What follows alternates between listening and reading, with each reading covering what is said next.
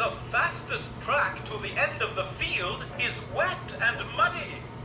I shall take the long track there and stay clean for the photographer. James was pleased with his plan. So he chuffed carefully away on the very long track. He puffed up just as the last sheep was moving away. Bother! Katie barked. James snorted. No, Katie, you must stay clean. I have another good idea. We will take the long, dry track to find the sheep. James huffed to a halt by a field. The sheep were chewing the grass. Katie was happy to see her sheep. She barked and barked. James smiled. Well done, Katie. My plan is working. When you bark, the sheep will come to you in my cab. All I have to do is wait and be clean. Soon, all the sheep had gathered by James. Katie stopped barking. Hurrah for me! James was so pleased with himself, he let out the loudest and longest whistle ever. The sheep jumped in surprise. They ran and they raced away, right through the mud in the field. Vendors and fireboxes! This is a disaster! I promised I would keep the sheep clean, and now they are dirty.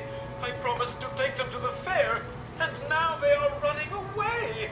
I wanted to have my photograph on the front page of the Sodor newspaper, and now no one will want my photograph. James sighed. Then he heard a rattle on the track. It was Thomas and Percy. Hello, James. We're off to the fair. Farmer McCall is waiting for you there. He is very excited to see his sheep in the show. And Thomas and Percy whooshed away. Farmer McCall is waiting for me to bring Katie and his sheep. I cannot let him down. It doesn't matter if we're dirty. We have to be there. Katie barked. She could see the sheep running away to the farm. Run and round up your sheep, Katie. I will whoosh down the muddy track to meet you by the farm. So James's driver let Katie go, and James whooshed like the wind down the muddy, wet track. Soon, James was no longer James the bright red engine. He was James the muddy, messy one. But James didn't mind. James pulled up to Farmer McColl's halt. Katie and the sheep were waiting for him. They were covered in mud. But James didn't mind. All aboard for the fair! Now I will whoosh like the wind down the fast, flat, and wet track. At last, James arrived at the fairground. He was covered in mud from fender to footplate. James, whatever has happened to you?